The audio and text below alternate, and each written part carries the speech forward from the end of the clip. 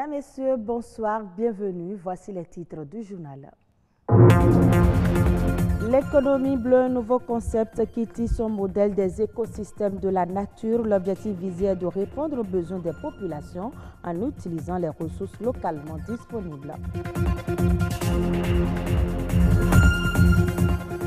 Dernière actrice de la chaîne de vente de poissons, elles assurent le service final en écaillant les poissons. Un zoom sur ces femmes qui en ont fait le métier.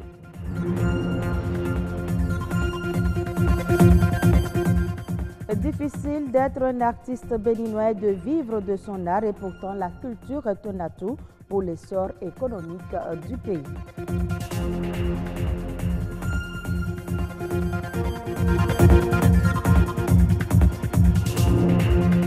Merci de votre fidélité. L'économie bleue, un modèle qui suit la sagesse des écosystèmes, qui répondent aux besoins de tous et se régénère sans cesse. C'est une économie non polluante, créatrice d'emplois et de cohésion sociale au Bénin. Ce concept n'est pas encore très bien connu. Reportage. Économie bleue, qu'est-ce que ça veut dire? Je n'en ai jamais entendu parler. Je n'ai jamais entendu parler de l'économie bleue. Je ne connais pas. Oui. Est-ce que vous pouvez m'expliquer ça? C'est un concept récent. Économie bleue, un vocable qui désigne l'ensemble des activités économiques liées aux ressources en eau. Ça veut dire qu'il faut promouvoir l'aquaculture, il faut, par exemple, au niveau de nos fleuves, de nos lacs, il faut valoriser tout ce qui est espèces halieutiques et tout. C'est-à-dire que c'est cette économie dans laquelle rien ne se perd et tout se transforme. Le concept a été imaginé ou inventé par Gunther Pauli. L'économie bleue vise à réduire l'impact négatif de toute activité humaine sur l'environnement. Elle offre aussi un nid d'emploi. Tout tourne autour de la valorisation de l'eau. Donc avec par exemple l'hydroélectricité, on a des énergies renouvelables et on n'aura plus à utiliser l'énergie fossile pour polluer la nature et donc créer des dommages à l'environnement et tout. Donc en fait, c'est une économie, effectivement, quand vous voyez un peu, en termes de production, on utilise l'eau pour produire et c'est l'eau qui ressort, mais pas en tant que déchet, donc qui est prête encore à être réinvestie. Je pense qu'il faut rester dans cette dynamique, par exemple, et valoriser les déchets solides ménagers, afin que cela crée. Ça va créer plus d'emplois, ça va créer aussi de la richesse. Voilà un peu comment il faut comprendre en fait cette philosophie de l'économie bleue. C'est un champ qui nous offre beaucoup d'opportunités de tout ce que nous pouvons retrouver au niveau des ressources en eau. Aujourd'hui, vous voyez, quand on prend la zone du Monokoufo, par exemple, où vous avez des forages artésiens, où l'eau coule toute l'année, donc cette eau-là constitue une richesse. Selon une recherche de l'AIE, l'Agence mondiale de l'énergie, les États africains sont en majorité des pays côtiers. L'Afrique est donc une réserve aquatique importante. Elle a beaucoup attiré de l'économie bleue. L'Afrique a beaucoup à gagner en allant vers l'économie bleue. L'Afrique compte 17% des ressources en eau au niveau mondial. Donc ça peut produire 400% d'énergie renouvelable. Donc ça veut dire que l'énergie qu'on produit, que l'Afrique peut produire, peut alimenter le monde entier. Donc ça veut dire qu'on a beaucoup à tirer en valorisant effectivement tout ce que nous avons comme ressources en eau. Même si le concept est nouveau, je pense qu'il faut y aller. Donc surtout même en termes de production énergétique. Vous voyez, l'Afrique, tous les pays ont des problèmes énergétiques. Or, si on investit, si on fait cette économie bleue, c'est sûr qu'on aura beaucoup. On peut avoir l'énergie éolienne, on prend nos océans et autres, il y a beaucoup de vent et tout. Donc je crois qu'il faut aller, il faut oser. Je crois que nos États n'osent pas encore, mais il faut les encourager à aller sur ce terrain-là. L'économie bleue va contribuer à l'autonomisation de l'Afrique dans plusieurs secteurs. L'agenda 2063 de l'Union africaine intègre déjà le concept dans ses objectifs prioritaires des 10 prochaines années. Des actions probantes sont attendues pour faire du rêve une réalité. Parlons maintenant de ces femmes activistes urbaines. Elles viennent en dernière position dans la chaîne de vente du poisson frais. Les femmes écailleuses de poissons sont présentes dans presque tous les marchés. Une activité génératrice de revenus, mais qui a ses contraintes. Reportage Arnaud Adadia. Plusieurs années déjà que Dame Gisèle a choisi l'activité d'écailleuse de poissons après avoir laissé les cours. Moi, j'ai commencé de nettoyer le poisson. Ça fait un peu, c'est parce que ma maman qui nettoie le poisson. Et lorsque moi-même j'ai terminé les études, j'ai déposé les dossiers par-ci, par-là, et je n'ai pas trouvé aucun boulot. Je suis obligée d'aider ma maman. Comme elle, beaucoup de femmes pratiquent l'activité dans les marchés et au port de pêche de Cotonou. Oui, FIFA. Écailler le poisson, c'est mieux que vadrouiller ou dérober quelque chose. Même si les clients ne payent pas bien et que nous souffrons beaucoup.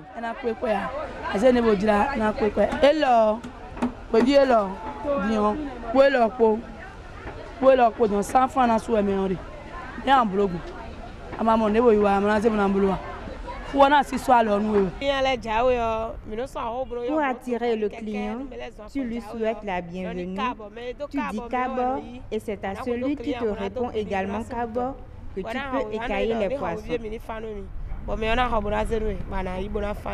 Au quotidien, ces femmes doivent frapper fort le poisson lorsque c'est congelé pour le débarrasser de son enveloppe jetable.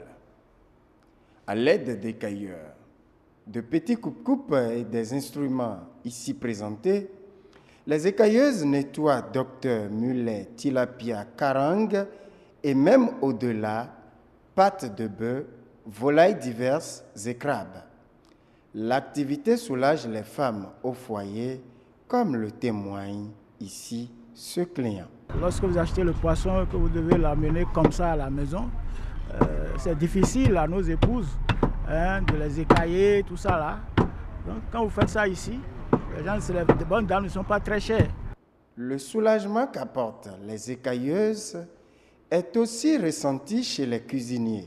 Bon, on les laisse faire ici parce qu'elles ont les moyens de le faire correctement. Si elles font correctement avec nous. Donc on vient, on les paye, elles nous font ça. Ça me permet d'aller plus vite là-bas pour travailler. Une activité lucrative non sans peine qui a bénéficié de quelques appuis dans le passé au port de pêche en l'occurrence. Le fait qu'elles aient déjà commencé, ça leur permet d'accéder à certaines subventions de certaines institutions internationales comme le PADPA qui leur amène de temps en temps des subventions en leur donnant des bassines, des couteaux, des tables et tout ça là, pour leur permettre de mieux faire leur travail. Avec 100 francs par kilogramme de poisson écaillé, les chiffres d'affaires n'arrivent pas toujours à couvrir les charges de piqûres, de blessures ou de courbatures qu'engendre l'activité de ces femmes qui proviennent pour la plupart du temps de Hévier et d'autres périphéries de Cotonou. Moi, j'ai quitté Maria Gleta. Depuis le matin, pas un seul client. À cette allure, nous risquons de terminer notre argent dans le Zéma. Des solutions aux problèmes de soins et d'installation à ces femmes qui n'ont que cette seule activité, de quelle direction doit-on espérer le Messie? Parlons maintenant culture. Les œuvres musicales peuvent contribuer à la croissance économique d'un pays. Au Bénin, beaucoup d'artistes ne vivent pas pleinement de leurs œuvres et pour cause, les problèmes qu'ils rencontrent sont divers et variés. Claude Balogun, promoteur culturel, nous donne les raisons qui peuvent expliquer la précarité de certains artistes et en quoi l'artiste peut-il être un agent économique. Suivez ce extrait au micro de Lazare Mingan et Bertrand Djogbe.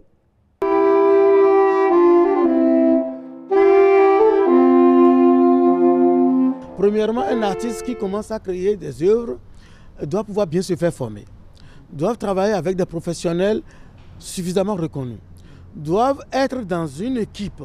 Cette équipe doit pouvoir être affiliée à des réseaux d'artistes béninois ou internationaux. Ensuite, doivent se faire connaître par l'État.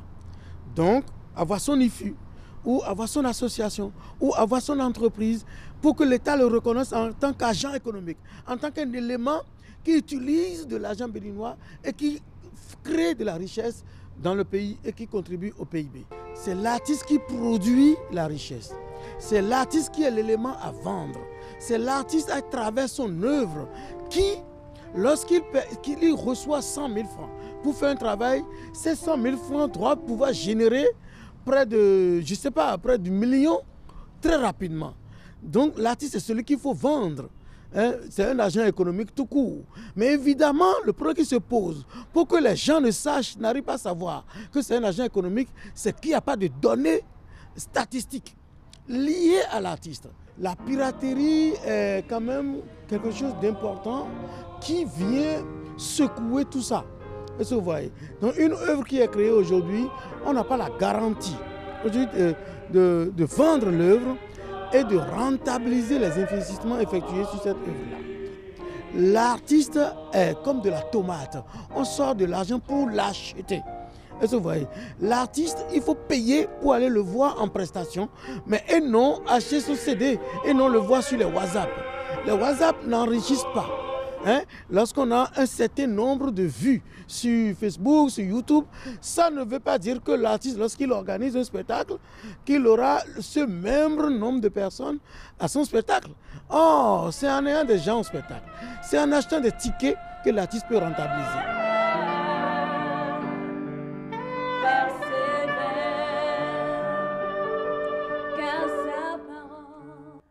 Les cours mondiaux du cacao ont gagné plus de 25% en 2018 au niveau de Londres et de New York.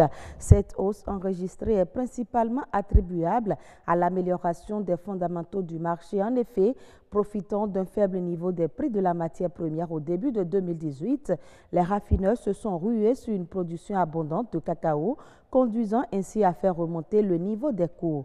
D'après les prévisions, la saison 2018-2019 devrait s'achever sur un surplus de 96 000 tonnes.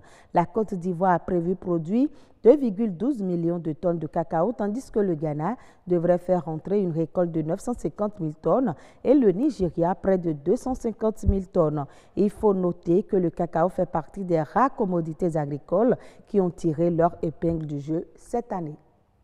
2018 a finalement été une année faste pour le tourisme tunisien. Les entrées touristiques ont atteint 8,3 millions durant l'année écoulée, enregistrant ainsi une progression de 17,7% par rapport à 2017. Pays d'Afrique du Nord aux portes de l'Europe, la Tunisie a notamment reçu 7 millions de touristes.